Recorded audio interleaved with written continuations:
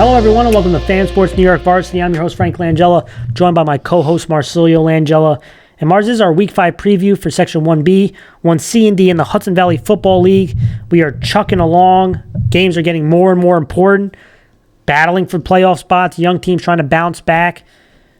Playoffs are right around the corner, Mars. Yeah, man. I think the fact that the season's already, was it Week 5? Yep. It's flying by, and we only have a few more weeks till playoffs, and everyone just loves playoff football. So I'm just looking forward to it. And we want to welcome all our fans to the show. We appreciate you guys for tuning in like always.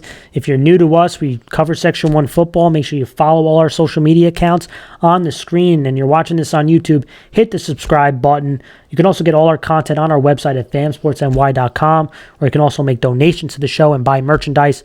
All donations that go to the show, we appreciate any of them, and they all go back into it.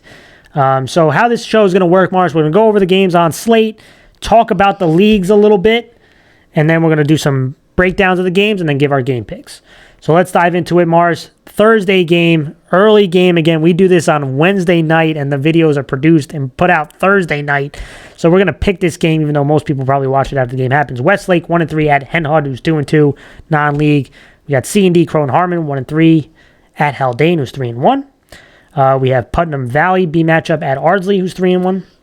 We have C Rye Neck 1-3 at Hastings 0-4 league matchup.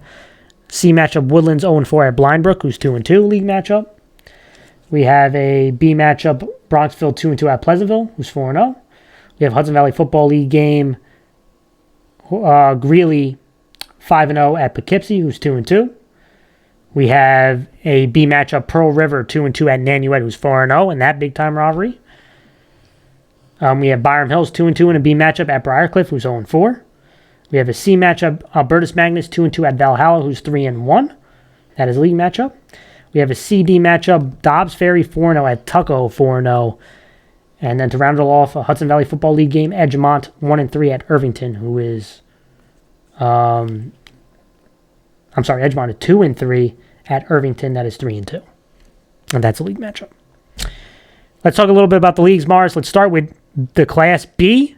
Again, the top 4 teams, there's 5 teams in each league. The top 4 go to the playoffs. And then, as we get towards the end of the season, we'll talk about how the seeding works. But to start off in the North, Nanuet is on top. They are 4-0, including 2-0 in league play, followed by Byram Hills, Bronxville, and Pearl River, all 2-2. But Byram Hills is 1-1 in league play, Bronxville is 2-1, and Pearl River is 1-1. So really, those teams battling it out for the second spot. And at the 5th spot is Westlake, who's 1-3. They're 0-3 in league play. And when you look at the South, sitting up in number 1 is Pleasantville, Mars, 4-0. They're 3-0 in league play. Ardsley is 3-1. They're 1-1 in league play. Then Hen Hud, who is 2-1 in league play, 2-2 overall. Briarcliff, who's 0-4, and Putnam Valley, who's 0-4, both 0-2 in league play. When I look at C, again, they're cut up in 2 leagues. The top 2 teams in each league go to the playoffs. In League CA, Dobbs Ferry is 4-0. They're 4-0 in league play, followed by Croton Harmon, who's 1-3. Rye Neck, who's 1-3, and Hastings at 0-4. And in the other League C, Valhalla is 3-1. Albertus Magnus is 2-2. Blindbrook is 2-2. And Woodlands is 0-4. And we'll talk about D because there's only 2 teams. But at Hudson Valley Football League, the first seed is Greeley. Number 2 is Poughkeepsie. 3 is Irvington. 4 is Edgemont, 5 is Ramapo, and 6 is Peekskill. Top 2 teams in the Hudson Valley Football League get a bye in the playoffs. So that's how that works. That's the updates. Let's talk about a couple of the games. Hudson Valley Football League, Greeley 5-0 at Poughkeepsie, who's 2-2. Poughkeepsie's actually 3-2 versus Greeley since 2004, but they have not played since 2010. Poughkeepsie is currently on a 3-game winning streak versus Greeley. When you look at last week, Greeley won versus Irvington, Poughkeepsie won versus Edgemont. Let's start with Greeley, Mars. They're currently the number 1 seed. They clinched last week. So they're cruising into the bye week. Offensively, they like to spread you out. I think the offensive line has really been great for this team. Guys like Doheny, Koku, Schoonmaker. This offensive line has been really, really solid for this team. And I think the MVP of the Hudson Valley Football League at the moment is Ryan Wall. He is their quarterback. Really dangerous with his legs in space, the quick passing attack. And listen, they're going up against a team that has size in Poughkeepsie. How is this offensive line going to hold up? But I think with the speed of their quarterback and getting the ball out quickly to some of their speedy wide receivers, some of the zone read, power read concepts, I think they're going to have some success. Defensively, Poughkeepsie, again, has some size. They have a stud back, stopping the run is going to be top priority, and it starts with that defensive line, guys in Koku and Doheny. But this secondary is going to have to be involved in the run game. It's going to be important. Poughkeepsie, again, the number 2 seed. Offensively, it starts with their running back, Sam Moore, who is an absolute stud. Solid size up front. I think they're going to test the strength. Again, they're going to the spread. They're going to test the strength of Greeley. Trying to get their backs north and south. Greeley has long defensive linemen, but they're not bulky. So the power running game, I think, could have some success. And then on the defensive side, you got to contain Wald, their quarterback. He is their stud. He is their big-time playmaker. The read plays are going to be big ones. You got to be smart and attack your reads. And to me, I think you bail out to stop the quarterback. Let him hand it off. You don't want Wall being the guy who beats you with his legs, so that's going to be important. Take the quarterback out of the play. Mars, what do you want to talk about in this one? When I look at this game, I really look at how well Greeley has been playing, right? Especially with Ryan Wall has just been very impressive. But this offense, this O-line has been really, really good. And I think that they just need to continue playing the way they are. And it definitely just keeps this momentum, this offensive, efficiency that I keep seeing with Greeley every single week.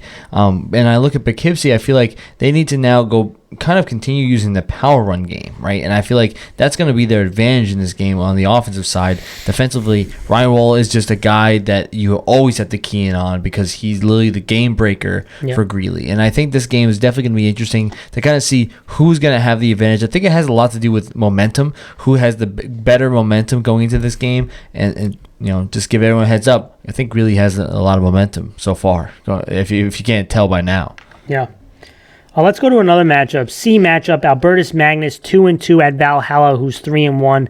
League play. Both these teams have split the series since 2004, 3-3. But the last time they played in 2019, Valhalla won. When you look at last week, both these teams are trying to rebound. Albertus Magnus lost versus Dobbs Ferry. Valhalla lost to Tuckahoe. And let's start with Albertus Magnus. Okay, offensively, they're number 5 in points scored out of 10 C&D teams. When they lose number 10, Metcalf, it's obviously a big loss. He didn't play last week. But it was good to see one of their offensive linemen and linebackers come back and Bricker. And one guy who has really impressed me is their running back, LaRusso. I mean, this guy has made some big-time plays for them. He had a couple touchdowns, I think, last week, catching the ball, jets, coming out of the backfield, either running the ball or running patterns out of the backfield. He has made some really nice plays for them over the last few weeks. And there are other running backs, Savor. Get those guys out in space because those are guys who can be big-time playmakers for you, and they're going to have to be against a physical, speedy, lengthy type defense in Tuckahoe. They're going to have to be big playmakers for them. But to me, what has killed Albertus Magnus Mars is the penalties and turnovers. Has really killed this team, especially in losses. They tend to shoot themselves in the foot. And they have to play a clean game against a really tough Valhalla defense. And I said Tuckahoe, but I was talking about a speedy, scrappy Valhalla defense. I apologize for that. But again, Valhalla, they don't turn the ball over as much as Albertus Magnus does. So they got to win the turnover battle, especially offensively. Defensively, it's about consistency. And 2 games, they gave up less than 10 points. 2 games, they gave up over 45 points. So which defense is going to show up? And you're going to say, well, the 2 teams that they played that they gave up 45 were really good teams. Yes. But you want to see that consistency that when you play good teams, you make it difficult for them to put up points and give up big plays, and they haven't done that. And I thought last week they really struggled out on the edge. And I think inside the tackle box, I think they're going to be pretty solid with linebackers Edelman and Bricker. They have a bit of bulk on the defensive line. It's out on the edge. And when I look at these outside linebackers, these secondaries are really going to be tested with the speed of Valhalla's skill guys. The front seven's got to get pressure on Valhalla's quarterback because those skill guys are fast for anybody. But again, they've given up some big plays out on the edge. It's going to be really important for them to get penetration and cause some pressure, and they got to tackle better in space. When I look at Valhalla offensively, they move the ball relatively well, but turnovers killed them. They had an interception, they had 2 fumbles, so 3 turnovers. And this team, I think they're going to mix it up with some of the quick passes, but they love to take their deep shots. And Magnus's defense, again, their secondary, can they run with these skill guys is going to be a big question. They're really going to test it. But I'm expecting to see a bunch of sweeps, a bunch of jets. Again, Albertus Magnus, like I mentioned, struggled out on the edge. They're going to test that. And that's with quick passes, with some run plays, and then attack them deep when they're getting a little lazy. Defensively, Morris, this is a good defensive unit in Valhalla. They're number 3 in defensive points allowed out of all the C&D teams. They battled last week, and they gave up a late touchdown in the fourth quarter to lose the game, unfortunately. They couldn't make enough plays at the end. But I want to see how this unit responds. Again, they have speed, they're scrappy, but they just gave up a few too many chunk plays last week that I think they're going to try to avoid, obviously, this time around. But they got to be careful because, as I mentioned, guys like LaRusso and Savor are big makers, and big plays waiting to happen. What do you want to talk about in this one, Mars? Yeah, this game's interesting. I feel like both these teams are trying to bounce back, right? And I feel like when you look at Albertus, Magnus, they do have some skill guys that have definitely impressed me, and I feel like they can definitely make the big play, right? The biggest issue I see with them is going to be just being efficient with the ball. Stop turning the ball over, and I think that you will definitely be able to give your offense a full drive to try to score some points.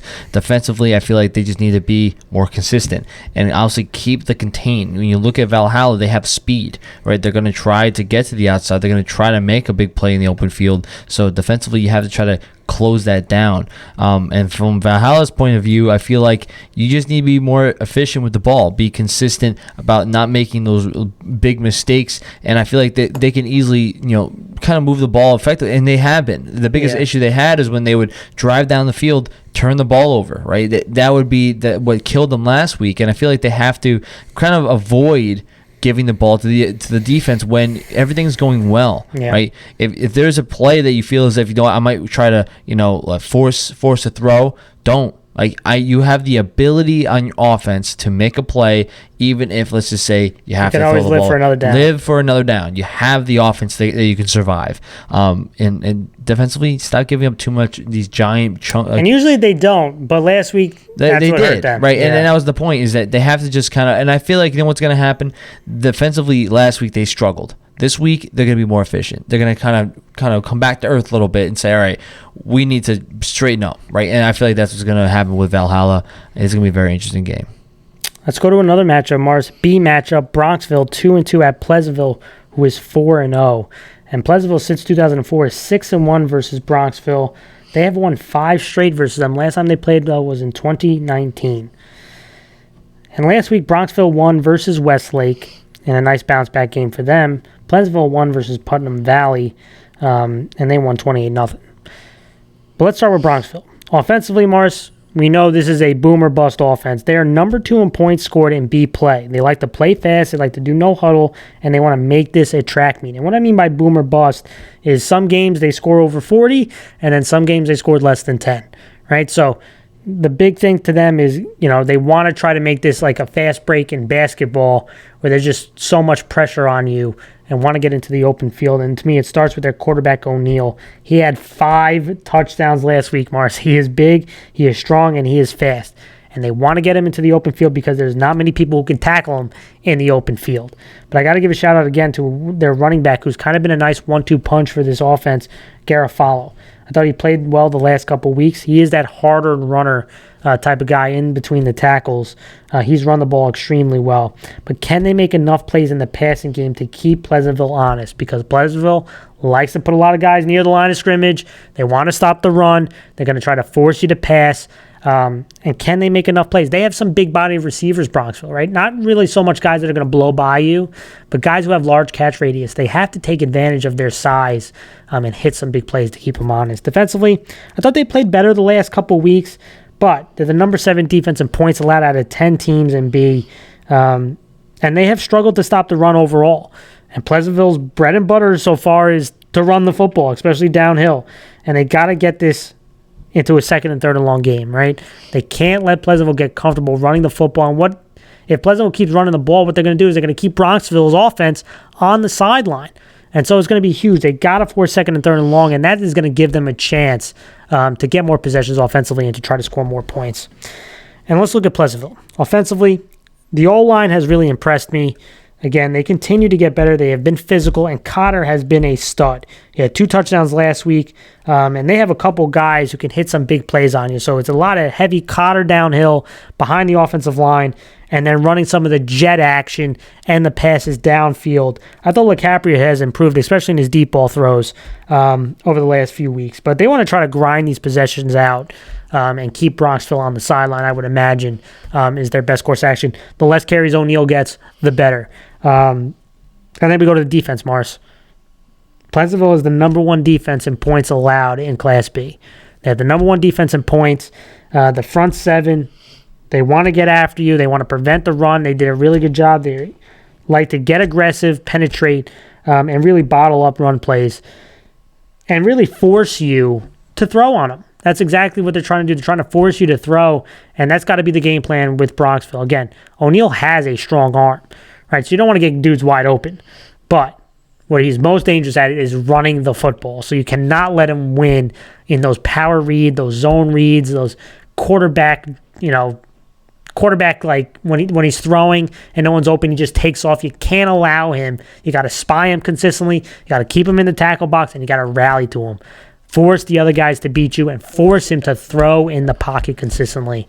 Mars, what do you want to talk about on this one? Yeah, I mean, when you look at these two teams, I feel like Bronxville when they started the season, the fact that O'Neill was kind of this elevated figure gave Bronxville a lot of momentum to start the year. But like you said, it's like that boomer bust type of offense where I think first week exploded. Yeah. Next 2 weeks quiet. Last week exploded. Yeah, so the question is going to be which Bronxville team are we going to get in this game, and it's really going to depend on O'Neill and his performance. Now, O'Neill has always been impressive. I feel like he has so much ability to him, and whether the biggest thing for him is going to be getting to the open field, right? Like he has the ability, like the skill capability of making the play if it's one-on-one with somebody, right? Yeah. He has the size, the speed. He's near impossible one-on-one. Yeah, so it's for him, it's about can you get into the open field, right?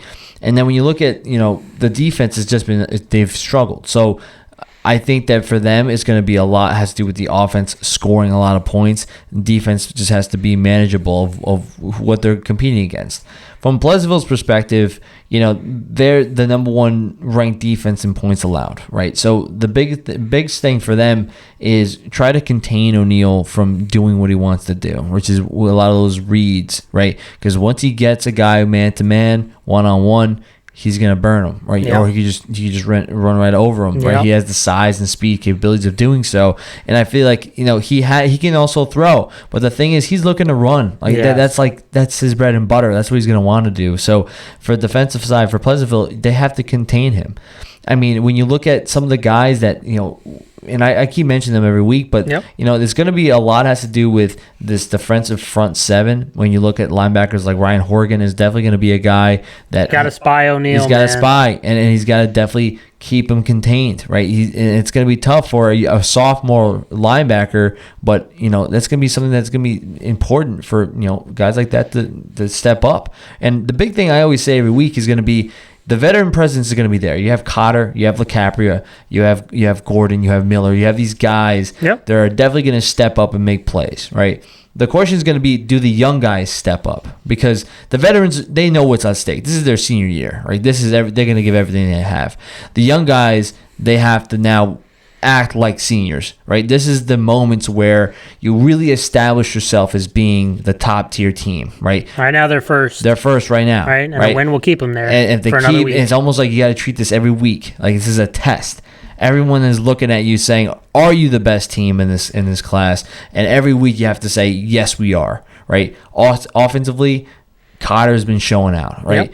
And to the point where Cotter is just added himself as being one of those top tier players that now defenses have to key in on, because it was always Picard, right? Daniel Picard was always the guy that everyone's double teaming. They got, all right, where's this guy on the field? But now Cotter has become another one of those players, and then you just have a lot of those scrappy young guys. Quite honestly, it's made less coverage on Picard. Yeah, which then allows him to open up to make plays. And then you have all the young guys like Eric Coleman and Aiden McCarr and these other guys that just will make plays for you, right? And I think that's going to be really important for these young guys to make the plays to really help out this veteran presence on this team.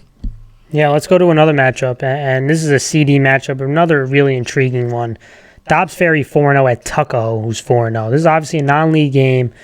Dobbs Ferry since 2004 is 10-2 versus Tuckahoe. They have won 5 straight, including a victory in the spring. Really, really intriguing. Let's start with Dobbs Ferry, Mars. Offensively, obviously the most exciting matchup to me is the offensive line of Dobbs Ferry versus Tuckahoe's defensive line. That to me is obviously the huge matchup, even though it's not the game of the week. But I got to give, there's one guy at the running back spot that's got to keep an eye on. They have quite a few guys, but Robert Sanzo, he was the Low HUD Player of the Week last week, Mars. He's an electric runner. I mean, he had over 200 yards of offense and 2 touchdowns. This guy is a guy that he can make plays as a runner and a receiver out on the edge, and he is really going to test Tuckahoe out there. But they also have that fullback, and Brian Dan, we know about him. Last week, 90 yards, 2 touchdowns. But to me, not just running those hard-earned runs versus Tuckahoe, which is going to be difficult, but him as a blocker. He's one of the real solid blocker at the fullback spot. And him leading the way for guys like Sanzo and guys like Marsland, who had 100 yards, 103 yards rushing, that to me is an X factor because he is a good blocker. And he's going to have to be that. Tuckahoe is not easy to run against, but Dobbs Ferry is also one of the best running teams. So which one's going to give, right? So to me, I'm also looking at the quarterback play. I think that is the X factor. And Javonte Williams last week, he was 2 for 2 passing, 85 yards, 2 passing touchdowns, and a rushing touchdown. Super efficient. And if their quarterback play can be that with these weapons around it, Dobbs Ferry has a really good chance of winning this game because they're one of the best rush attacks. And again, if they're passing under 5 times, Mars, Dobbs Ferry has a good chance to win. If they're passing over 5 times, they're probably down. Right, so again, if it's all about efficiency for me, and they have the weapons that can do it. It's they're going up against a tough defense. Which one is going to win? That Dobbs Ferry rush attack or the Tuckahoe rush attack? Defensively, Mars, to me, the surprise of this group class is Dobbs Ferry has the number 1 defense in points allowed, and out of the 10 C and D schools, and they have a big front 7, and the back end has speed. So again, they're hard to move, but they did give up some big plays out on the edge and in the passing game last week, which they have to be a little worried about, and they have to shore up because Tuckahoe is going to test them throwing the ball and with quarterback runs. And Tuckahoe has been really good with them. So to me, the discipline of Dobbs Ferry to keep the plays in front of you, make sure you don't break contain. That's going to be really important. They leaked a little bit last week, but they still, again, the number 1 defense, so huge. When you look at Tuckahoe, I think this is a special group. Before the season started, Tuckahoe was talking about competing with the C class. They're not just competing, Mars. They're beating the C teams. I mean, this is an impressive Tuckahoe unit. And offensively, this is the number 2 offense in points scored. They show really good balance. And they have really, 2 studs behind this offensive line. We know about Myers, who last week only had to rush for 45 yards and a touchdown. The play of their quarterback, Annunziato, over the last few weeks has been really impressive. I mean, last week, 7-11, 166 yards passing, and then 130 yards rushing and 3 touchdowns. He's had 8 touchdowns the last 2 weeks, Mars. He has been really, really impressive, and he is going to test this secondary who has given up some big plays, especially last week, in the passing game. No doubt about it, Tuckahoe's going to try it. Defensively, how are they going to handle the option? Again, it's a different style than what they're used to. And so I'm looking at these defensive ends is going to be a big test because these options, when they're running the options and the sweeps, they have some big play guys who can hit some big ones, and they're going to really rely on these edge defenders at Tuckahoe to keep contained. I'm looking at a guy like Reichelt, who has been a force for them to continue to play well. This defensive front is going to have a big game, Mars. This defense has forced 9 turnovers over the last 2 weeks. If they force 3 turnovers in this game, they're winning this game. And they have shown over the last few weeks they know how to attack the football and force turnovers. Mars, what do you want to talk about in this one? Yeah, I mean, this game is definitely one of the more interesting ones because of the fact that I've been a big fan of Dobbs Ferry. I've always touted their rush offense. I've always talked about Brian Dan quite often on the show, and I feel like they have a very dynamic rush attack. Yeah. The question is going to be, how dynamic are we talking? And it's really going to depend on the offensive line. Defensively, they've been a surprise. Right, the fact that they are the number 1 in points allowed is very impressive, and I think it all has to do with their front 7. I mean, you have to try to close down any outside plays because the fact that Tuckahoe has a lot of weapons that they can really hit the outsides. So it's really about containing and really forcing everything back in to your defensive line. From Tuckahoe's perspective, they have a lot of weapons, right? And you kind of said it earlier that they are beating C teams, right? And it's, a lot of it has been a surprise, right? Myers has been someone that hasn't been surprising. We've seen him be dominant for a very long time, but Annunziato has been very impressive as a quarterback. The last and couple of weeks has been really good. And I think that's going to be really the thing that pushes his team over the top is, how, based on his play and the play of this offensive line with Myers running the ball. I mean, that's dynamic. That's been really the offense's whole engine on that end, and I think that's going to really set the stage for this. I mean, I think that Tucko is a very special team, and Doss Ferry is another very good team, so it's very interesting. Yeah. Tucko had that big victory versus Valhalla, which was really impressive. Let's go to the game of the week, Mars, and it is a B matchup, big-time rivalry. Pearl River 2-2 at Nanuet, who's 4-0. Classic rivalry, Mars, the little brown jug game, they call it. These two teams have been battling for a long time, and when you look at last week, Pearl River won versus Briarcliff. They have been playing much better football these last couple weeks. Nanuet won at Byram Hills. Huge victory on that one to give them the number 1 seed in their league. And these two teams, I mean, Nanuet is 15-3 since 2004 versus Pearl River in this rivalry game. They have won 3 straight, including a win in the spring game. Last time they lost to Pearl River was in 2017, so not too long ago.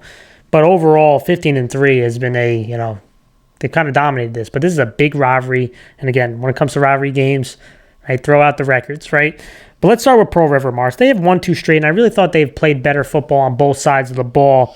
And offensively, I thought things have picked up since they've been establishing the running game. Because this running game really opens up the passing game more instead of just relying on throwing it consistently, which leads to turnovers and sacks. When they can establish the run, it really puts them ahead of the chains, controls the time of possession, helps out their defense. And guys like running backs O'Connell and Carbone, they've had 5 touchdowns over the last 2 weeks. And to me, they've become a more balanced and efficient offense. And then the play action has started to open up. So O'Neal hitting guys like Vitiello, who last week had a receiving touchdown. To me, this game has the opportunity of being a fast one because they have 2 teams looking to establish the running game. And they really could grind this game out. Defensively, again, with establishing the run, with controlling the time possession better, they've played better defensively over the last couple weeks. The defensive front 7 has played better, and they're going to need to step up big time versus this rush attack of Nanuet. The defense forced 6 turnovers the last 2 weeks, so that always helps, right? Forcing turnovers and then your team controlling the time of possession usually results in you winning. But Nanuet likes to do the same thing. They want to control the time of possession. So these two teams are going to be battling it out to see who can control the ball more.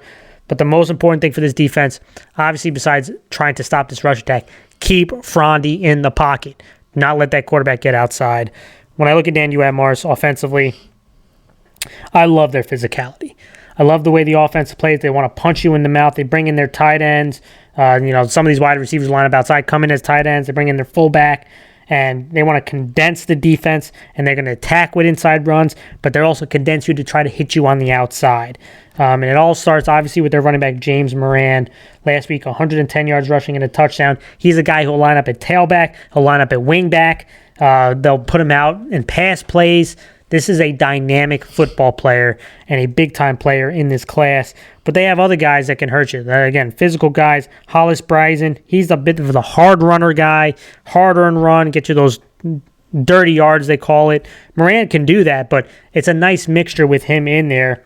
And then their quarterback, Frondy, who I think the passing game is what changed things for them last week and really won that game. He had 2 passing touchdowns last week. Him with the play action out of that downhill rushing attack and him on those rollouts have been pretty deadly. And he had a big touchdown to guys like Lenosi and Flanagan, kind of their tight ends. When they're running the ball downhill, defenses really get suckered in, which opens up that pass attack. Defensively, Mars, this is the number 2 defense in points allowed. Okay, obviously the big thing is trying to stop this rush attack that Pearl River has been developing over the last couple weeks. And if they can do that, I think they'll be able to get some pressure on the quarterback, and they could force some turnovers because, again, the offense has become way more balanced for Pearl River when they have that rush attack going. You stop that, they tend to go start, making mistakes. And a guy like, Robert Bennett, he made some plays with them last week. I'm excited to see if he can step up again and make some plays on this defense to help lead the way.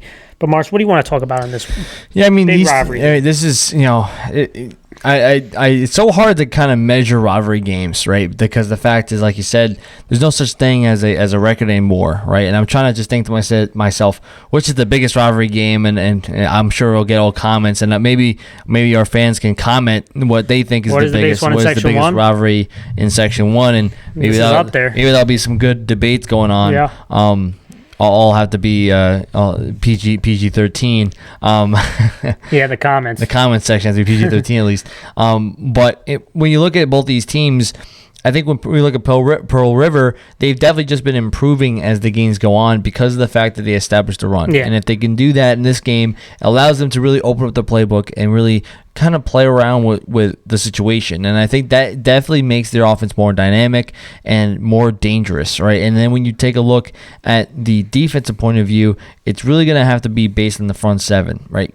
Are they going to be able to stop this very dynamic offense that Nanuet has? And I'll jump right into that. I mean, the fact that you have Ferrandi, who's just been such a weapon, right? He's a guy that you really need to out of the play action. Yeah, he is. The play action is extremely good, and I feel like this rush offense that Nanuet has, physical rush attack, physically, again, it's an ugly. Like they just want to punch you right in the face. Yeah, but you know what? Like that's the thing. Sometimes it's not the most beautiful offense. Sometimes it could just be as simple as we're just gonna run you over, right? And I feel like that is just what Nanuet is in a nutshell. And I just feel like it's gonna be very interesting to see how Pearl River really combats that. What I think the most interesting thing about Nanuet is they have the second in points allowed, and it's just they have been kind of clicking in every way, and I feel like it's going to be interesting to see how the defense reacts in a rivalry game and see whether or not this is going to help them, or maybe sometimes it might even do the opposite where they get too hyped up and all of a sudden make mistakes, right? So it's going to be interesting to see. Absolutely, and to me, the player to watch, Mars, is running back James Moran of Nanuet. This is one of the most dynamic players in Class B, and he could be, in my opinion, the best player out on that field in this game. And he is going to be someone who dictates the winner or loser in this one for sure. Now, the matchup, Mars, and you might find this a little weird in some of the listeners, the matchup to me is both these rush attacks against each other. And yeah, I know what you're saying, right? How could the Pearl River rush attack compete against the Nanuet rush attack? They don't play each other, right?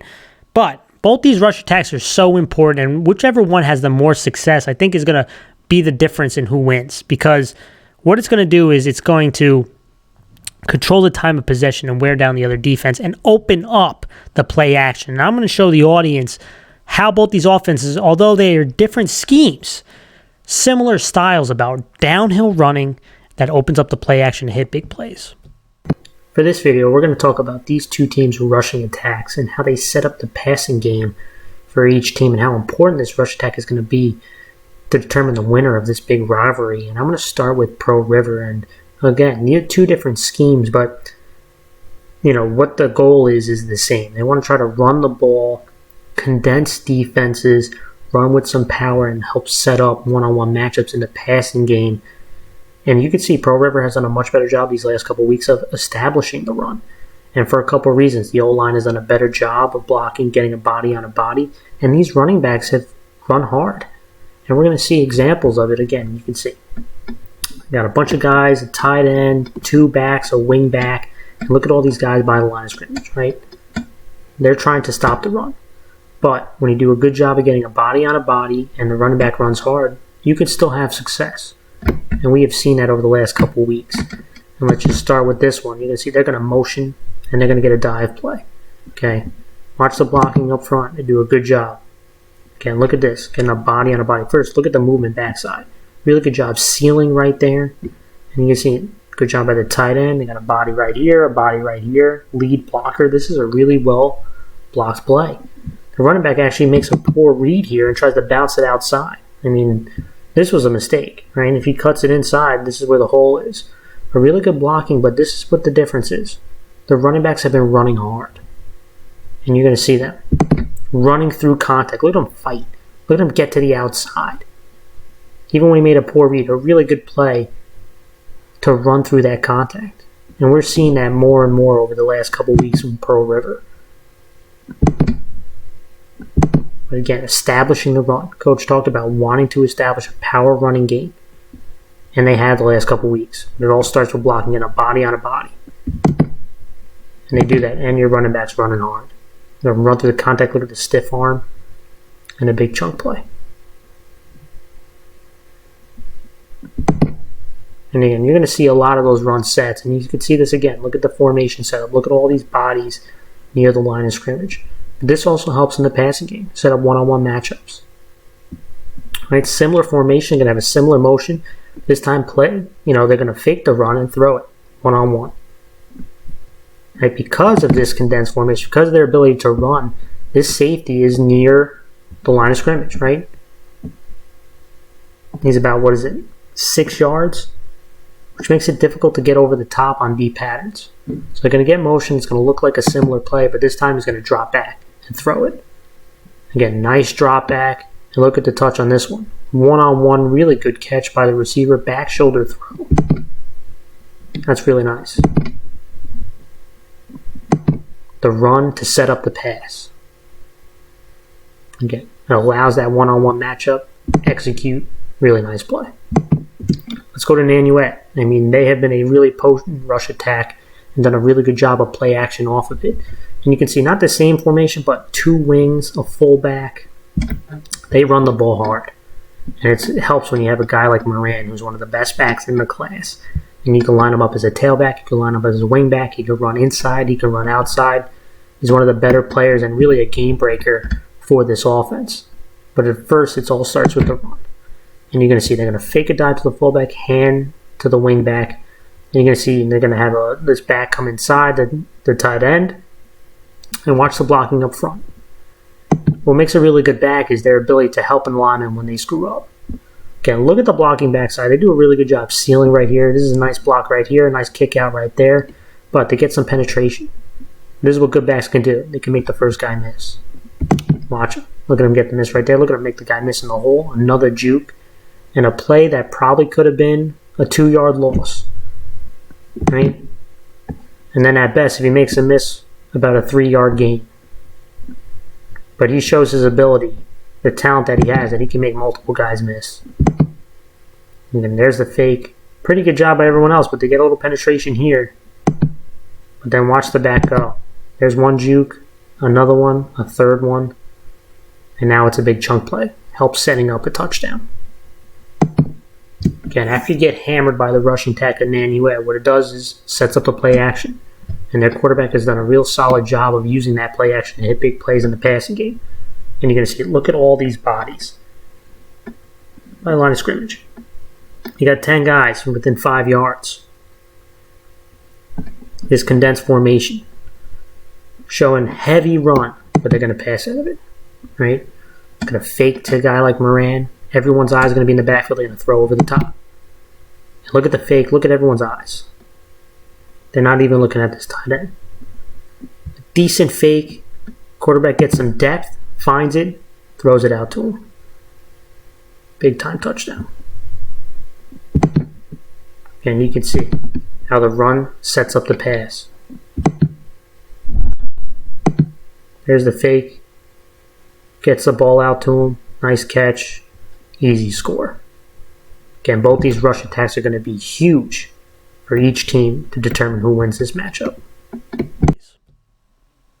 All right, Mars, let's go to our game picks. And again, the goal is always, we have a goal set before the season that we have to get 75% or better in our game picks, and we're going to continue to do that this week. Let's hit home runs on this one. First game up. Again, this is a Thursday game, and probably people watching it, we're going to post this on social media, this pick, because some people are going to watch this and say, this game already happened because our show comes out Thursday night. They play Thursday. Westlake 1-3 at Hen Hut, who's 2-2.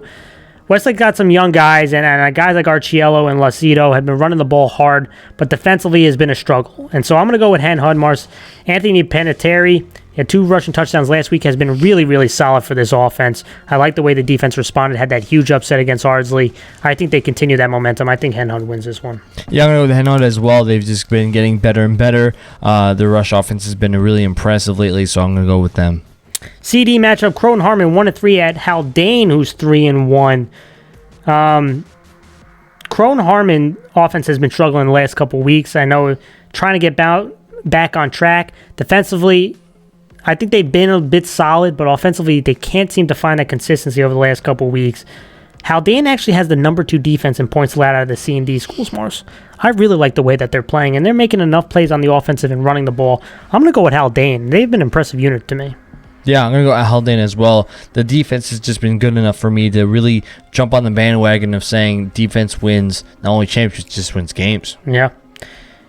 B matchup, Putnam Valley 0-4 at Ardsley, who's 3-1. Mars, is the sky falling in Ardsley town? Is the season shot because they lost last week? I don't think so. I think Ardsley is one of the most talented teams. I still think they're the favorite to win it all. I'm going with Ardsley. I think Ardsley's going to come back with a vengeance.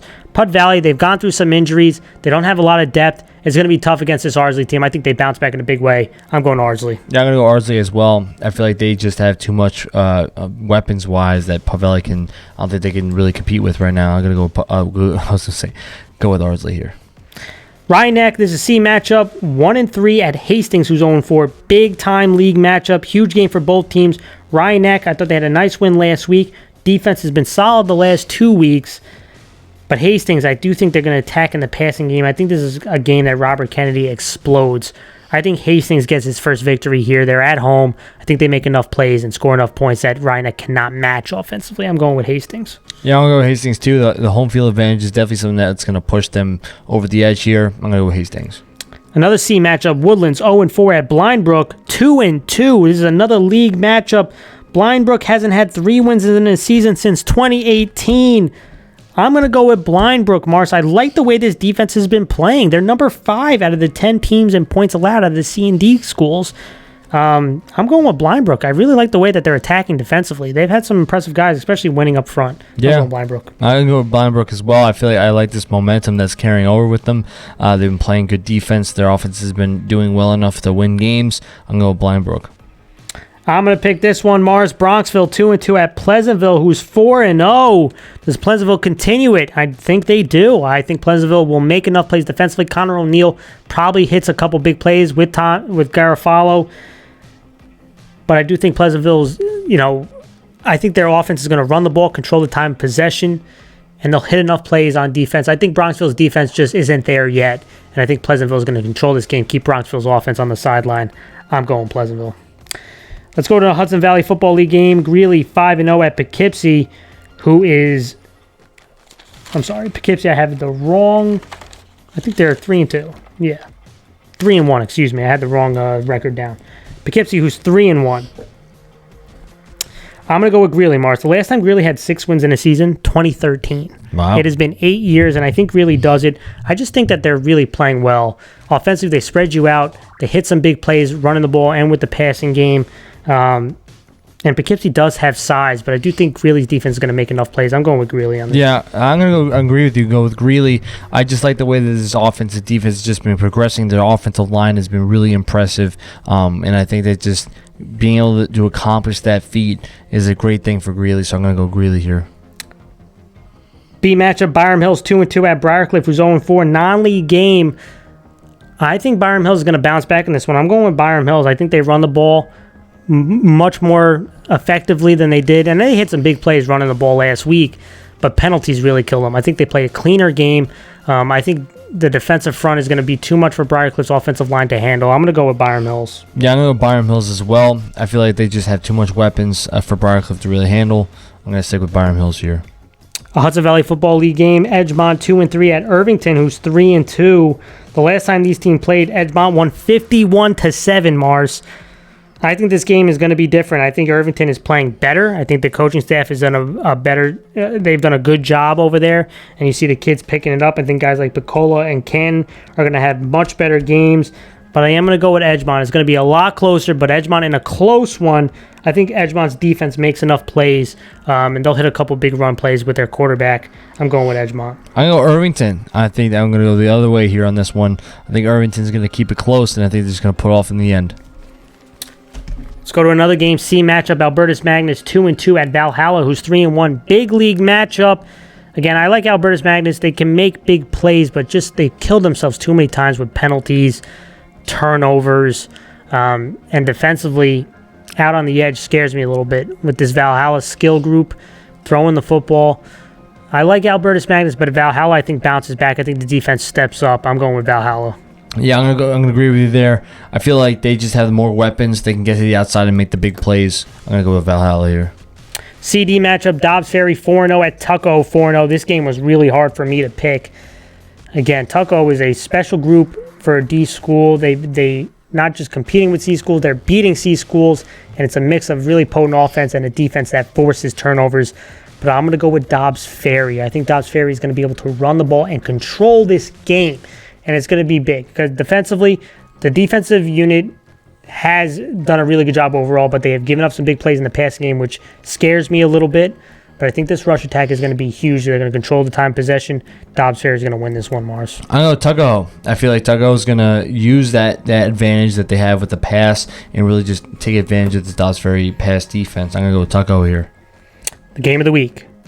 Big time rivalry. Pearl River 2-2 at Nanuet, who's 4-0. Big time league game. Nanuet could really help, so almost not, I'm going to say fully clinch, but it gives them a really good chance if they win this game of taking the top seed in their league. Mars, who do you have and why? Well, both these teams, the fact that this is a rivalry game is already a fact that you shouldn't even account records into this equation, right? And I feel like no matter what rivalry game it is, that's always going to be the case. And when you look at Pearl River, they're getting better, right? You can tell that they're starting to click on a lot of their offensive schemes. Defensively, they've been improving as well.